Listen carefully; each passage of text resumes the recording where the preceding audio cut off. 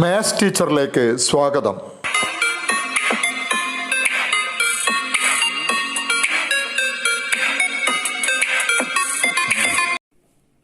പ്രിയ കുട്ടികളെ, 8ാം ക്ലാസ് നമ്മൾ പണവിനിമയം എന്ന പാഠമാണ് പഠിക്കുന്നത്. അതിന്റെ അവസാന ഭാഗത്തുള്ള പ്രവർത്തനമാണ് നമ്മൾ ചെയ്യുന്നത്.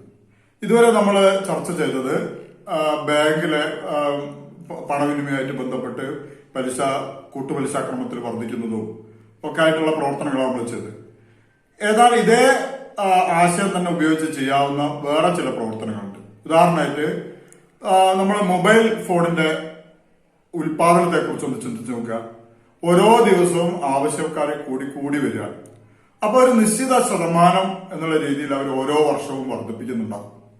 അപ്പൊ ഇത്തരം കണക്കുകൾ ചെയ്യാനും നമ്മൾക്ക് എന്ത് ഉപയോഗിക്കാൻ പറ്റും? ഈ കൂട്ടുപലിശ ക്രമത്തിൽ പലിശ അടക്കം മുതൽ കണക്കാക്കാനുള്ള അതേ വഴിയിൽ തന്നെ നമുക്ക് എന്ത് ചെയ്യാൻ പറ്റും?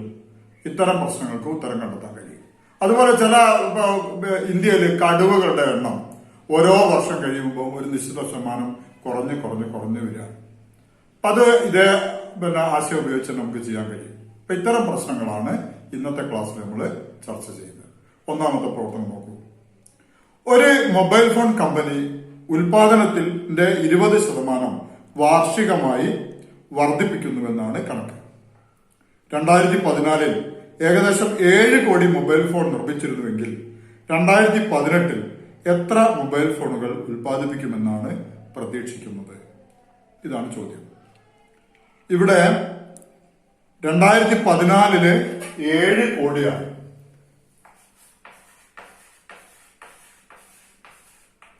7 കോടി ഫോണുകളാണ് നിർമ്മിച്ചിരുന്നത്. ഓരോ വർഷവും 20% വെച്ച് വർദ്ധിക്കും. 20% വർധന. ഇത് 2014 കാര്യമാണ്. 2014 20% വർദ്ധിക്കുന്നു.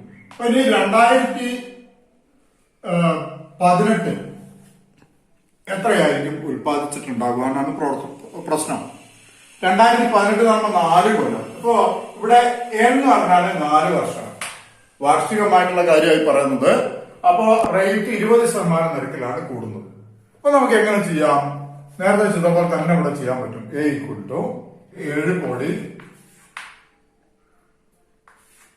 ഇൻറ്റു 1 + 20/100 4 അല്ലേ? അപ്പോ 7 കോടിയാണ് 14 ഉത്പാദനം. 18 എത്ര ആവും നമ്മൾ കണ്ടെത്തുന്നത്? 20% വെച്ചാണ് വർധനവ്. ഇപ്പൊ കൂട്ടുപലിശ ചെയ്ത് അതേ രീതിയിൽ തന്നെ നമുക്ക് ഇവിടെ ചെയ്യാം. എങ്ങനെ ചെയ്യുന്നത്? 7 കോടി ഇൻറ്റു ഇതെത്ര വരും? 100 120/100 എഴുതാം. 120/100 4. 120/100 എന്നുള്ളതിന്റെ ഒരു ദശാംശ ഭിന്നമാക്കി എങ്ങനെ എഴുതാം? ഇൻറ്റു 1.20 വരും. അതായത് 1.2 4. 1.2 നമുക്ക് ഇത് കാൽക്കുലേറ്റർ ഉപയോഗിച്ച് ചെയ്യാം. ഇതിന്റെ ആൻസർ ഏകദേശം 14,51,52,000. ഇത്രയും എണ്ണം മൊബൈൽ ഫോണുകള് 2018 ഉണ്ടാക്കുന്നുണ്ട്. 20% വെച്ച് ഇങ്ങനെ കൂടുക. ക്ലിയർ ആയോ? അടുത്തത് നോക്കൂ. ഓരോ വർഷവും 15% വീതം ഇ വേസ്റ്റ് വർദ്ധിച്ചുകൊണ്ടിരിക്കുന്നു എന്നാണ് പഠന റിപ്പോർട്ട്. 2014 ഏകദേശം 9 കോടി ടൺ ഇ വേസ്റ്റ് ഉണ്ടെന്നാണ് കണക്കാക്കിയിരിക്കുന്നത്. എങ്കിൽ 2020 ആകുമ്പോഴേക്കും എത്ര ടൺ ഇ വേസ്റ്റ് ഉണ്ടാകാൻ സാധ്യതയുണ്ട്? എന്താ ഇ വേസ്റ്റ് എന്ന് പറഞ്ഞാല്? നമുക്കറിയാം, നമ്മൾ ഇലക്ട്രോണിക് ഉപകരണങ്ങളുടെ എണ്ണം നിത്യേന നമ്മൾ കൂടിക്കൊണ്ടിരിക്കുകയാണ്. ഉപയോഗം വീട്ടിലാണെങ്കിൽ പലതരത്തിലുള്ള ഇലക്ട്രോണിക് ഉപകരണങ്ങൾ ഉണ്ടാവും. ഇത് കേടുവന്നാല് നമ്മൾ പലതും ഉപേക്ഷിക്കാറാണ് പതിവ്, അല്ലെ? അപ്പൊ ഇത് വലിയൊരു പ്രശ്നമാണ് ഈ വേസ്റ്റുകൾ. 2014 ഏകദേശം 9 കോടി ടൺ ഇ വേസ്റ്റ് ഉണ്ടെന്നാണ് പറയപ്പെടുന്നത്. ഒരു ടൺ എന്ന് പറഞ്ഞാൽ നമുക്കറിയാം, അല്ലെ? 1000 കിലോഗ്രാമാണ്. അപ്പൊ 9 കോടി ടൺ ഇ വേസ്റ്റ് ഉണ്ടോ 2014. 2020 ആകുമ്പോഴേക്കും എത്ര ഇ വേസ്റ്റ് ഉണ്ടാകുന്നതാണ്? വർധനവ് 15%. അപ്പൊ നമുക്ക് ഇവിടെ എന്തെഴുതാം? 9 കോടിയാണ്. 9 കോടിയാണ് 2014 ഇ വേസ്റ്റിന്റെ, ഇലക്ട്രോണിക് വേസ്റ്റിന്റെ അളവ്. 15% നിരക്കിലാണ് വർദ്ധിക്കുന്നത്. നമ്മൾ 2020 ആകുമ്പോ എത്രയാവും ചോദ്യം? 6 വർഷം കിട്ടണം. അപ്പൊ n പറഞ്ഞാല് 6 വർഷം. 6 വർഷം കൊണ്ട് ഈ വേസ്റ്റിന്റെ അളവ് എത്ര മാത്രം വർദ്ധിക്കും എന്നുള്ളതാണ്. അപ്പൊ നമുക്ക് എങ്ങനെ കണ്ടെത്താം? A equal to പറഞ്ഞ പോലെ 9 crore into 1 plus 15/100 whole raise to 6 അല്ലേ? അപ്പൊ ഇതെങ്ങനെ ചെയ്യാം? അപ്പൊ എങ്ങനെ ചെയ്യാം? 9 കോടി 100 പ്ലസ് 15 115/100 ഹോൾ റൈസ് ടു 6 എന്നാണ്. ഇതെങ്ങനെയാ ദശാംശം പിന്നാക്കി എഴുതാം? 2 സ്ഥാനം കൊടുത്തെടുക്കാം അല്ലെ? അപ്പൊ എന്താ വരിക? 9 crore into 1.15 whole raise to 6. അപ്പൊ ഇത് കാൽക്കുലേറ്റർ ഉപയോഗിച്ച് നമുക്ക് കണ്ടെത്താം. 9 crore into 1.15 whole raise to 6. അതിന്റെ അർത്ഥം എന്താ? 1.15 ഇൻറ്റു 1.15 അങ്ങനെ 6 തവണ ഗുണിക്കണം അല്ലെ? അത് കാൽക്കുലേറ്റർ ഉപയോഗിക്കുമ്പോൾ വളരെ എളുപ്പമാണ്. 1.15 ഹോൾ റൈസ് ടു 6 കാണുക. അതായത് 1.15 ഇൻറ്റു 1.15 ഇങ്ങനെ 6 തവണ ഇൻറ്റു 9 കോടി എന്ന് വരും. അതിന്റെ ഏകദേശ ഉത്തരം വരുന്നത് 20,71,469 ടൺ ഈ വേസ്റ്റ് ഉണ്ടാവുന്നതാണ്.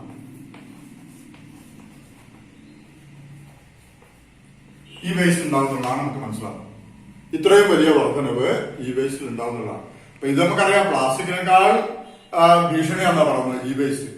2014 9 കോടി ആയിരുന്നെങ്കിൽ ഇവിടെ എത്രയായി? 2020 ആകുമ്പോഴേക്ക് എത്ര പ്രതീക്ഷിക്കുന്നത്? ഇത്രയും ടണ്ണാണ് അല്ലേ? അപ്പൊ ഈ ഒരു കാര്യമാണ് നമുക്ക് മനസ്സിലാവുന്നത്. അടുത്തൊരു ചോദ്യം നോക്കൂ. ഒരു TV കമ്പനി ഒരു പ്രത്യേക ഇനം ടിവിയുടെ വില വർഷം തോറും 5% വീതം കുറയ്ക്കുന്നു. ടിവിയുടെ ഇപ്പോഴത്തെ വില 8,000 രൂപയാണെങ്കിൽ 2 വർഷം കഴിയുമ്പോൾ വില എന്തായിരിക്കും? ഇതുവരെ നമ്മൾ ചർച്ച ചെയ്ത് കൂടിക്കൊണ്ടിരിക്കുന്ന ഒരു കാര്യമാണ് അല്ലെ? ഇവിടെ എന്താണ്? കുറയാണ്. എത്ര ശതമാനം നിരക്കിലാണ് കുറയുന്നത്? 5% നിരക്കിലാണ് കുറയുന്നത്. ഇപ്പോഴത്തെ വില 8,000 രൂപയാണ്. 2 വർഷം ഇപ്പൊ 8,000 രൂപയാണ് ഇപ്പോഴത്തെ വില. പിന്നെ 5% കുറയാണ്. 2 വർഷം കഴിയുമ്പോൾ എത്ര രൂപയായിരിക്കും അതിന്റെ വില എന്നുള്ളതാണ് നമ്മൾ കണ്ടെത്തേണ്ടത്. 2 വർഷം കഴിഞ്ഞാൽ. അപ്പൊ ഈ സൂത്രവാക്യത്തിൽ വരുന്ന മാറ്റം എന്താ? A equal to P into കുറയായതുകൊണ്ട് നമുക്ക് ഇങ്ങനെ എഴുതാം 1 minus R/100 whole raise to n എന്നും സൂത്രവാക്യം വരണം. കൂടുകയാണ് പ്ലസ് വരണം, കുറയാണെങ്കിൽ മൈനസ് വരണം. അപ്പൊ എന്താ ആൻസർ വരിക? P എന്നൂടെ 8,000 ഇൻറ്റു 1 മൈനസ് എത്ര വരും? 5/100 ഹോൾ റൈസ് ടു 2. ഇതെത്ര വരിക? 100 100 100 5 കുറച്ചാൽ 95/100 എന്ന് വരും. അപ്പൊ എങ്ങനെ എഴുതാതിനാ?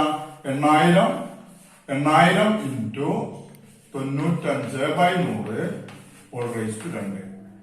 ദശാംശ പിന്നാക്കി മാറ്റി എഴുതുമ്പോൾ എങ്ങനെ എഴുതാൻ വേണമെങ്കിൽ 8,000 ഇൻറ്റു 0.95 2 സ്ഥാനം മാറ്റിയിടണ്ടേ? യെസ്, ഹോൾ റൈസ് ടു 2 എന്ന് വരും. കാൽക്കുലേറ്റർ ഉപയോഗിച്ച് ഇതിന്റെ സ്ക്വയർ കാണുക. അതായത് 0.95 0.95 കൊണ്ട് ഗുണിക്കുക, പിന്നെ അതിന്റെ 8,000 കൊണ്ട് ഗുണിക്കുക. ആൻസർ കിട്ടുക 7,220 എന്നാണ്. അതായത് 5% വെച്ച് കുറയാണ്. 2 കൊല്ലം കഴിയുമ്പോൾ കമ്പനി പിന്നെ TV നൽകുന്നത് 7,220 രൂപയ്ക്ക്. മനസ്സിലായോ? അടുത്തൊരു ചോദ്യം ശ്രദ്ധിക്കൂ. നമ്മുടെ ദേശീയ മൃഗമാണല്ലോ കടുവ. ഓരോ വർഷം കഴിയും തോറും ഇവയുടെ എണ്ണത്തിൽ കുറവ് വന്നുകൊണ്ടിരിക്കുന്നു.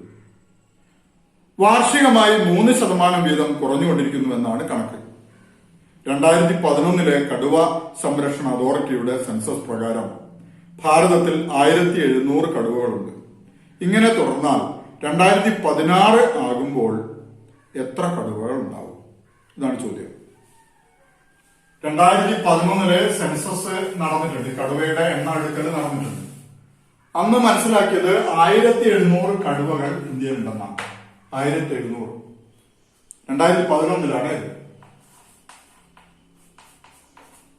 2011 1,700 കടുവകളാണ്. 3% വെച്ച് ഇങ്ങനെ കുറയാണ്. കടുവകളുടെ എണ്ണം കുറയുന്നുണ്ട്. പല കാരണങ്ങൾ കൊണ്ട് കുറയുന്നുണ്ട്. അങ്ങനെയാണ് 2016 ആകുമ്പോ 2011 2016 ആകുമ്പോ എത്ര വർഷം? 5 വർഷം.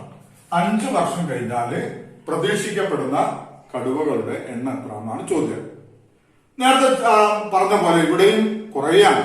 അപ്പൊ എങ്ങനെയാ സൂത്രവാക്യം വരിക? A = P × 1 - R/100 whole raised to n എന്ന് വരും. ശരിയല്ലേ? അപ്പൊ എങ്ങനെയായിരിക്കും ആൻസർ വരിക? P 1700 എണ്ണാണ് അന്നുണ്ടായിരുന്നത്. 1 - 3/100 whole raised to 5 വരും. അല്ലെ? എത്ര വരും? ഈക്വൽ ടു 1700 ഇൻറ്റു 100 100 - 3 എന്ന് പറയുമ്പോൾ 97/100 whole raised to 5. അല്ലെ? അപ്പൊ എന്ത് വരും?